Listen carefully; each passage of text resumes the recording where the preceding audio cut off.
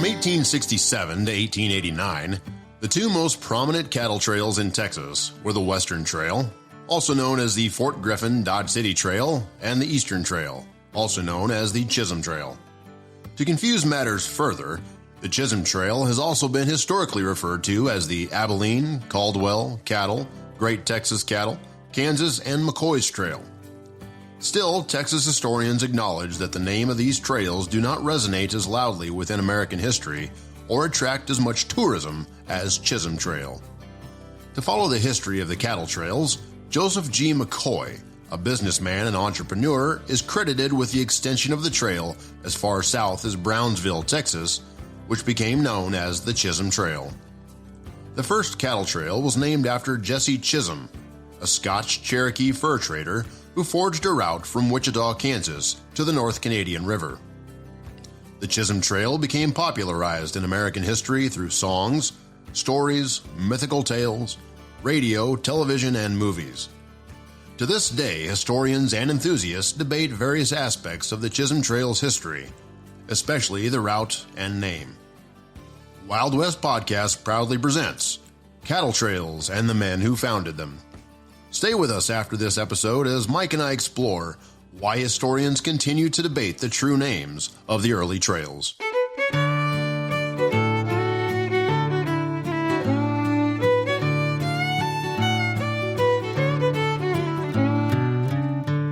When the first herds were taken north in the early 1840s, they reversed the trek, opening a trail to the railheads in Missouri. Newspapers referred to the route as the Sedalia Trail or the Cattle Trail. By the late 1850s, the name was in general use during the Mexican War, and the trail was used almost constantly during the summer months. The gold rush in California increased demand for cattle after 1848, which became known as the Shawnee Trail, and was heavily used for several years. No one knows why it was called the Shawnee Trail. However, the route passed by a Shawnee village in North Texas, near the Shawnee Hills in Indian Territory. By the mid-1850s, Kansas City, Missouri was the largest stock market in the West, and the Texas cattle trailing industry was well established. The Shawnee Trail was the first major route used by the cattle trailing industry to deliver longhorns to the markets of the Midwest. Longhorns were collected around San Antonio, Texas, and taken northward through Austin, Waco, and Dallas, crossing the Red River near Preston, Texas at Rock Bluff. Here at the emanation of this point of the trail provided a place forming a natural chute that forced the cattle together at the ford, and a gradual rise on the north bank made it easy to exit the river. In fact, many drovers were killed at the very beginning of the drive to the Red River. There were 4 crossings: Rock River Crossing, Red River Station, Doan's Crossing, and Ringgold. Andy Adams describes Doan's Crossing.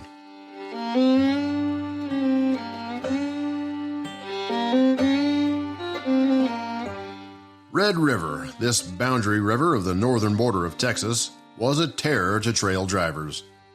The majestic grandeur of the river was apparent on every hand, with its red bluff banks, the sediment of its red waters marking the timber along its course, while the driftwood, lodged in trees and high on the banks, indicated what might be expected when she became sportive or angry. The crossing had been in use only a year or two when we forded, yet 5 graves, one of which was less than 10 days made, attested her disregard for human life. It can safely be asserted that at this and lower trail crossings on Red River, the lives of more trailmen were lost by drowning than on all other rivers together. North of the Red River, the trail divided for a time, coming together near Boggy Depot in the Choctaw Nation, Indian Territory. Here, some herds veered sharply eastward to pass through Fort Smith, Arkansas.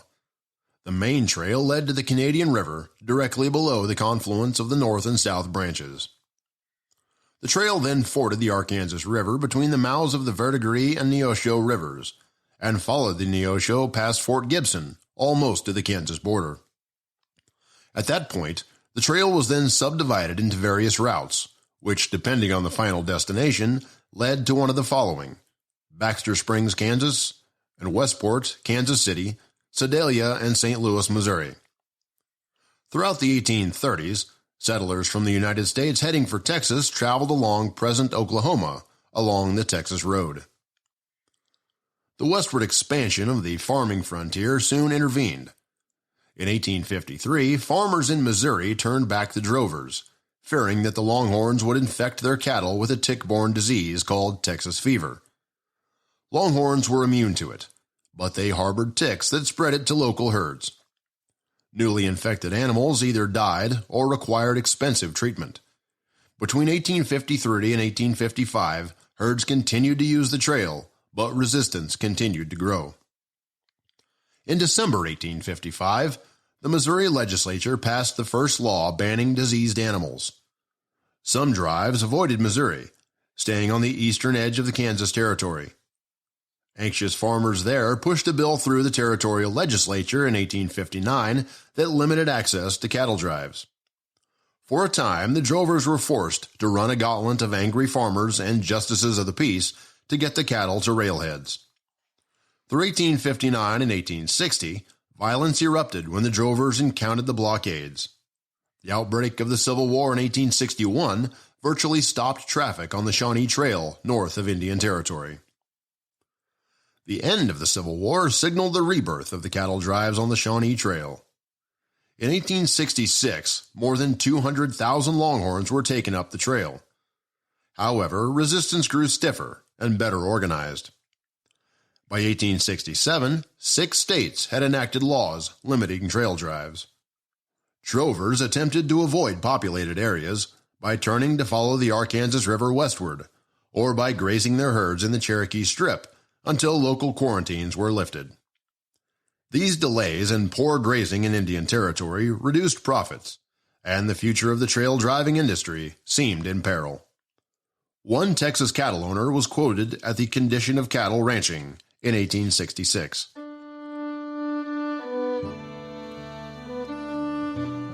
Never, perhaps, in the history of Texas was the business of cattle ranching at so low a state as about the close of the year 1866 and during the following year.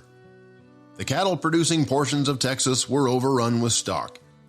The ranges were becoming depastured, and as a consequence, the unprotected earth became dried by the hot sun and permanent drought threatened. The cattle stocks would not yield sufficient revenue to pay the expenses of caring for them, branding, marking, etc. Strange as it may seem, it is nevertheless true that within the bounds of that great state, no one came forward to open up an outlet for the millions of her matured cattle. Over the cattle ranching business, a deep gloom settled, crushing to earth the hopes of many whose herds numbered thousands. Such was the state of affairs in Texas at the close of 1866. But it is said that the darkest hour is the one just before the break of day. And so it was in this case. Just how and from whence came that brighter hour, that dawn of day that formed the theme of a future chapter?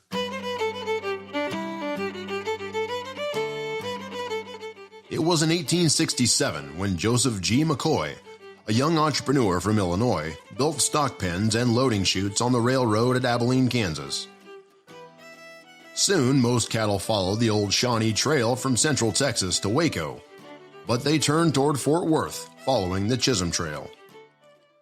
Chisholm's name is indelibly linked to the great movement of Longhorns from South Texas to central Kansas. Establishing a cattle terminal along the newly laid railroad line in central Kansas was a perfect solution for Texas cattlemen.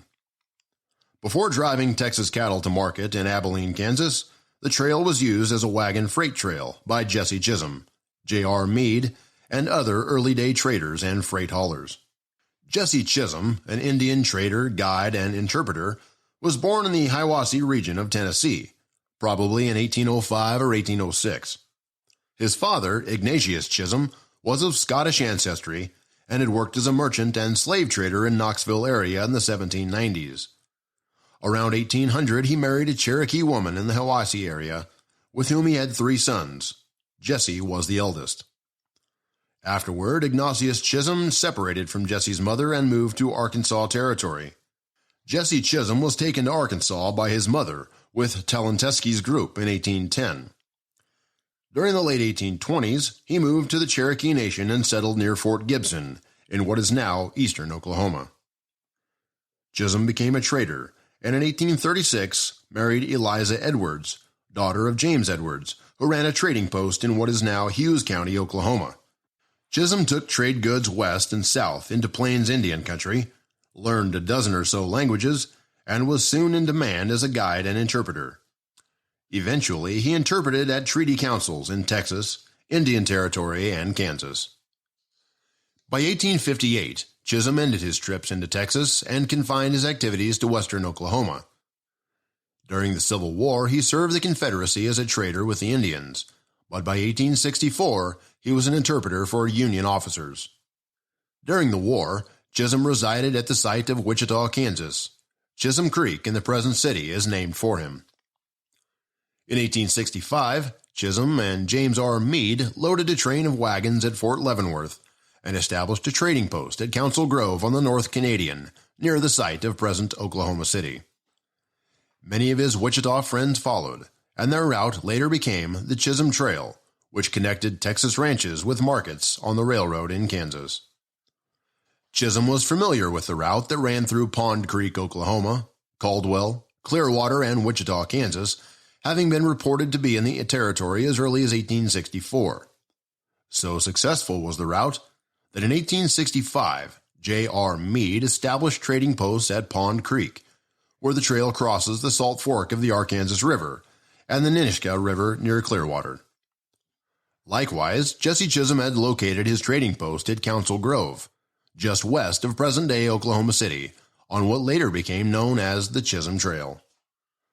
The first herd to follow the Chisholm Trail to Abilene belonged to O.W. Wheeler and his partners, who in 1867 bought 2,400 steers in San Antonio. They planned to winter them on the plains, then trail them to California. Instead, at the North Canadian River in Indian Territory, they saw wagon tracks and followed them. The tracks were made by Scott Cherokee Jesse Chisholm, who in 1864 began hauling trade goods to Indian camps about 220 miles south of his post near modern Wichita.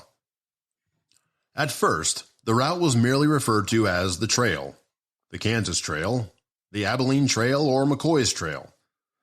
Though it was applied only to the trail north of the Red River, Texas cowmen soon gave Chisholm's name to the entire trail from the Rio Grande to central Kansas. The earliest known references to the Chisholm Trail in print were in the Kansas Daily Commonwealth on May 27th and October 11th, 1870. Then on April 28, 1874, the Denison, Texas Daily News mentioned cattle going up the famous Chisholm Trail. Finally, C.H. Rust of San Angelo, Texas, stated in an article written for the book The Trail Drivers of Texas by J. Marvin Hunter that he thought the Chisholm Trail started at San Antonio to Abilene, Kansas, a distance of about 650 miles.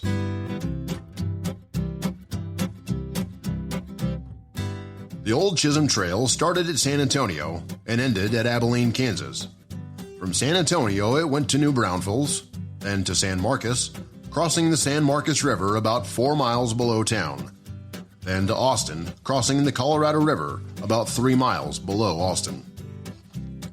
Leaving Austin, the trail wound its way on to the right of Round Rock, thence to the right of Georgetown, to the right of Belton, to Old Fort Graham, crossing the Brazos River to the left of Claiborne, then to Fort Worth, winding its way to the right of Fort Worth, crossing the Trinity River just below town. From Fort Worth, the next town was Elizabeth, and from there to Bolivar. Here, the old trail forked, but the main trail went up to St. Joe and north to Red River Station. H. H. Halsell, author of Cowboys and Cattleland, said, "The Chisholm Trail was not one trail as is commonly spoken. One trail started in South Texas near the Rio Grande River, passing almost due north by way of San Antonio and Fort Worth, and from there northwest by Forestburg in Montague County to Red River Station, where it crossed Red River, and almost due north through Indian Territory to Caldwell, Kansas. Here it separated, one branch going north to Abilene, Kansas, the other going further to the northwest to Montana and the Dakotas." The route up the trail to Abilene, Chisholm's Trail, skirted far enough west to avoid troublesome settlers and exploited a loophole in Texas fever laws. McCoy's vision proved to be a spectacular success. Millions of longhorn cattle poured out of Texas in a few short years. In 1871 alone, about 700,000 cattle reached the Kansas railhead. Abilene was the first of the Kansas railway destinations, but as settlers advanced further west, alternative shipping depots opened in other Kansas cities, such as Ellsworth, Newton, and Wichita. The following is an excerpt by C.H. Rust, providing his existing account of the location of the Chisholm Trail as it appeared in the book, The Trail Drivers of Texas.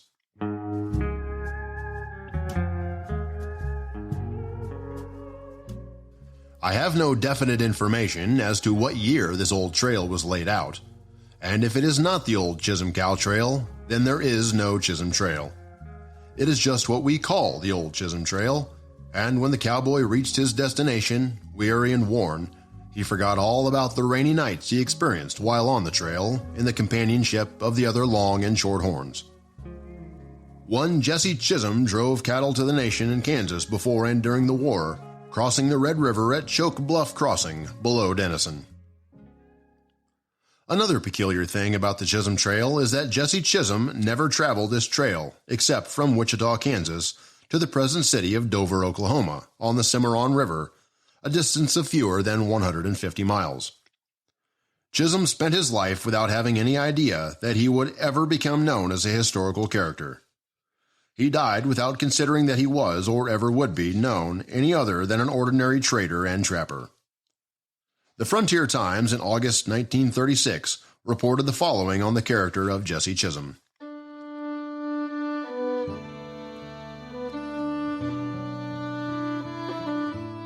Chisholm was a great man. He had the traits of Daniel Boone as a pioneer, Henry Clay as a peacemaker, and Kit Carson as a pathfinder. He was an honest trader and had great influence among the Indians. At one time, he was adopted into almost a dozen Indian tribes in Oklahoma. During his trading trips, he would carry the Indians things they liked, red calico beads and paints, but never took them any whiskey.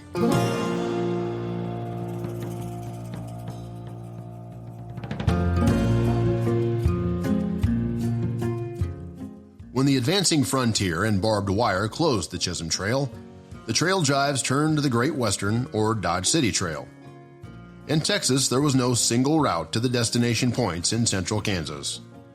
Still, the various starting points and tributary routes typically entered a main cattle drive stream that surged north toward Austin, Waco, and Fort Worth before crossing the Red River at Spanish Fort or Red River Station.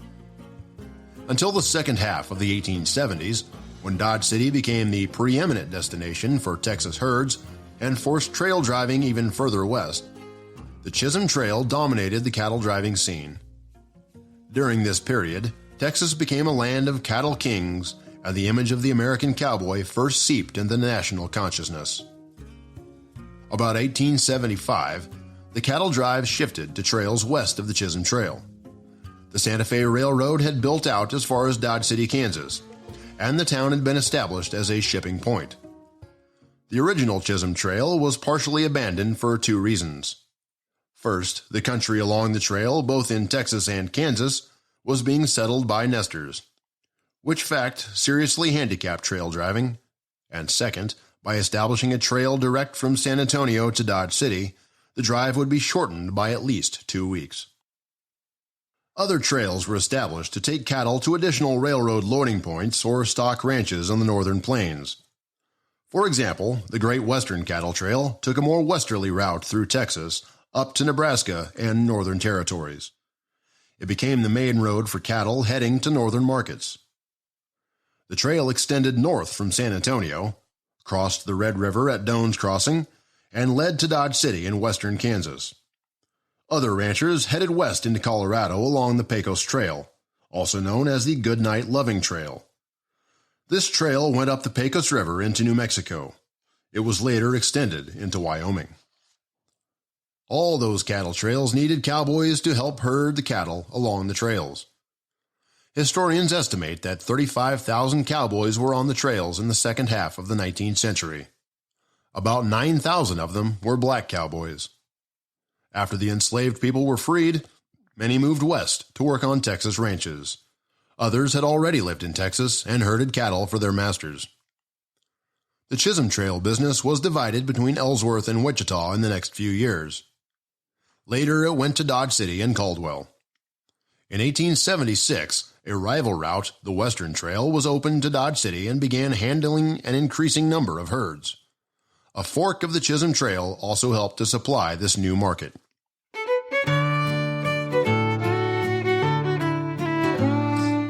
The Western Trail was also called the Dodge City Trail or simply the Texas Trail. It began in the hill country of Texas near present Kerrville, where various minor trails converged.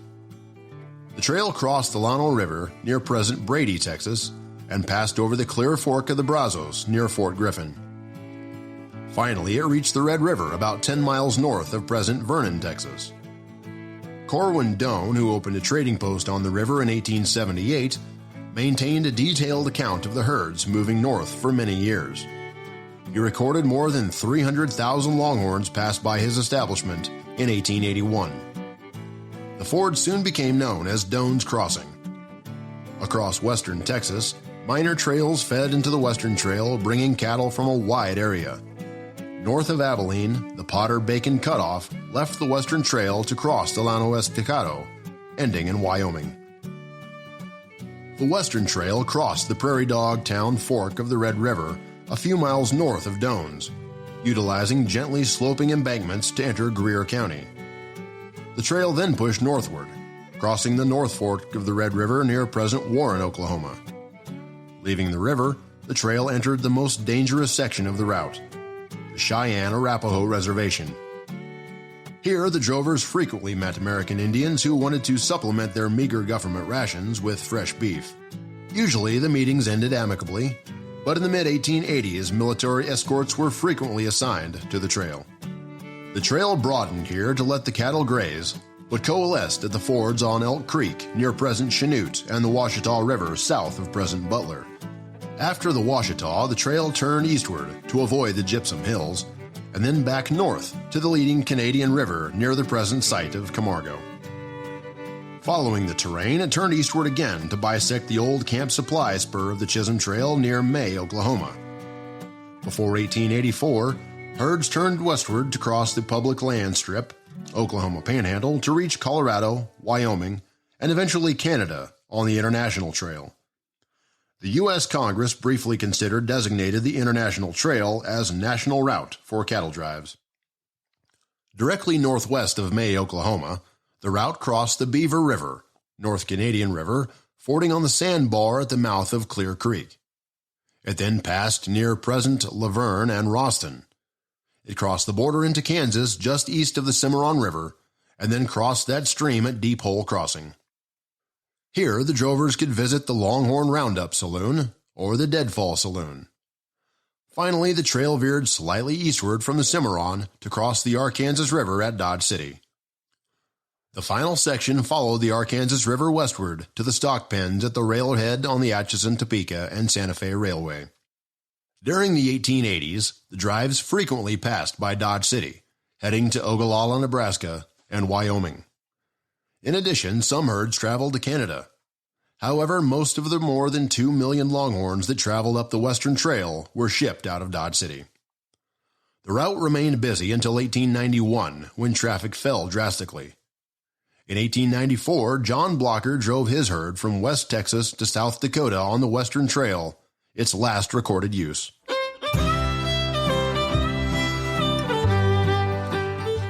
By 1886, the overland cattle trade was entering its final phase. The railroads were building their lines down into Texas, and driving the cattle long distances to market was no longer necessary. However, some cattlemen continued the drives up until about 1891 because driving cattle to the market was cheaper than shipping them by rail. Another reason for discontinuing the drives was the opposition of the northern cattlemen and farmers. They felt that the cattle from the south were competing with their markets.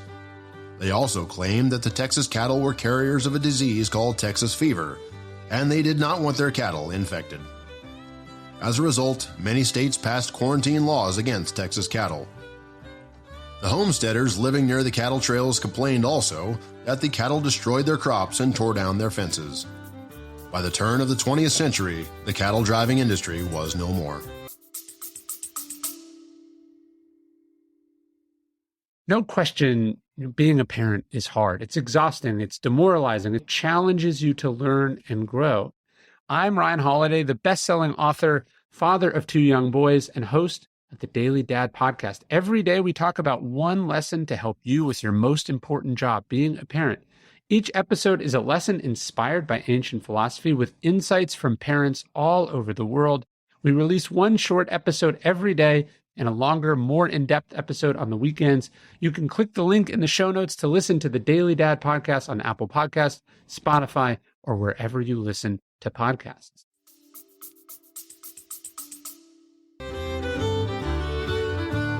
Brad, it is interesting to note how many times historians have long debated the true naming of the early cattle trails, especially the Chisholm Trail.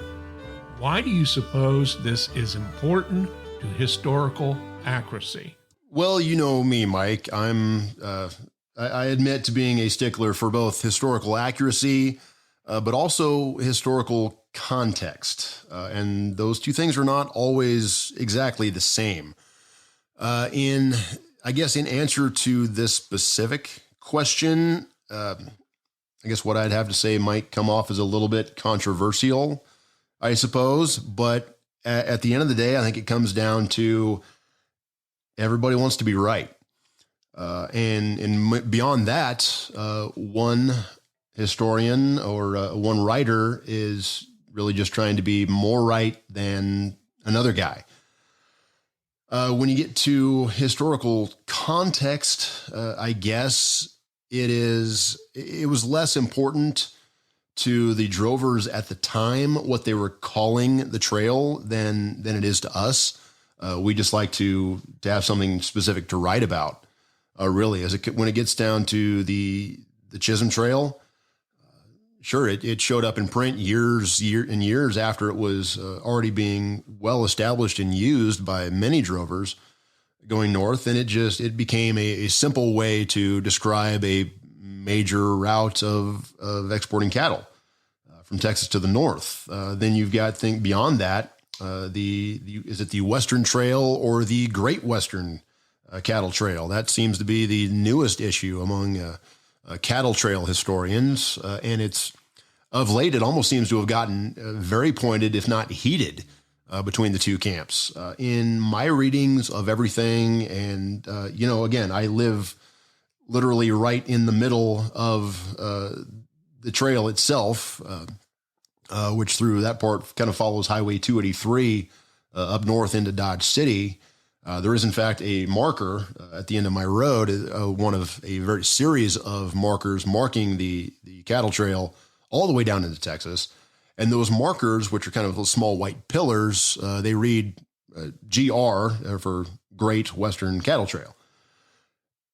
Technically speaking, I would suppose it was the Western Trail, meaning that it was the western branch of the Chisholm Trail, or a trail further to the west of the Chisholm Trail, hence Western Trail, but it was also a great trail. I think great in historical context was more of an adjective than it was a proper name. It was a great trail. More cattle traveled down that route, or rather up that route, than anything in the past. So it was wide, it was expansive, it was long, and economically great. So if you want to call it the Western Trail, it was. If you want to call it the Great Western Cattle Trail, it was. And either way, the cattle wound up where they were supposed to be. Brad, you mentioned the idea that living in an area where all this history, cowboy history, the trail history, Western history, is a part of where we live currently in Dodge City. What I was most impressed with is when I visit your ranch out there, the big white sign that says Western Trail there. Can you tell us a little bit about that stopping point close to your land there about what occurred at that stopping point where that sign is currently? Well, Mike, the sign there just at the end of my road, just right off of east of Highway 283 as it runs into Dodge City, I'd say that is just one of several markers all the way down into Texas. I don't know how far they have gotten into Texas or even how far north they are. I believe there are some as far north as Nebraska as well, if not further. So that's just, for my part, it's a great spot. You're just a few miles north where I am. I'm just a few miles north of a major kind of stopping point on the cattle trails, in the Big Basin, part of which is the Little Basin on the east side of the highway, it features St. Jacob's Well, one of those living water monuments, a major watering hole going all the way back to the Stone Age. Really, it has never gone dry in recorded human history. So that was a major stopping point.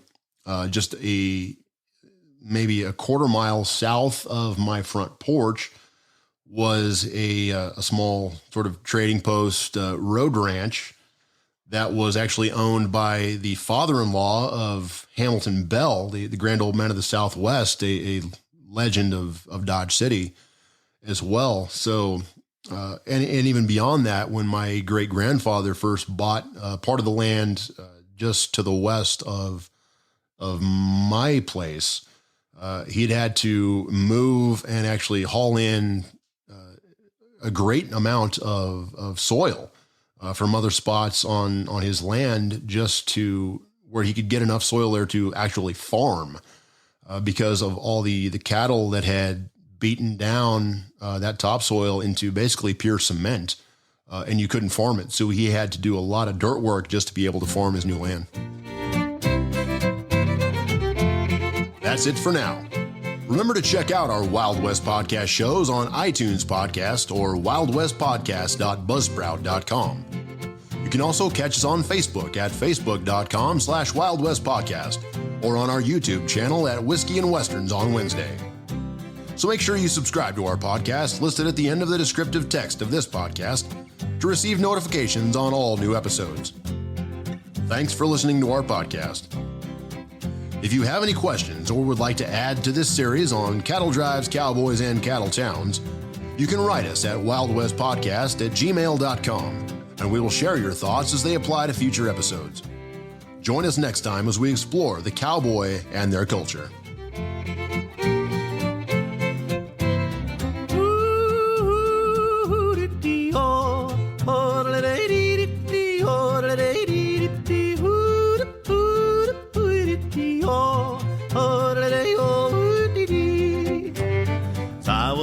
Walking one morning for pleasure, I spied a cowpuncher riding along. His hat was thrown back and his spurs was a-jingling. As he approached, he was singing this song. Whoop-a-tie-I-oh, get along, you little dogies. It's your misfortune and none of my own. Whoop-a-tie-I-oh, get along, you little dogies. You know that Wyoming will be your new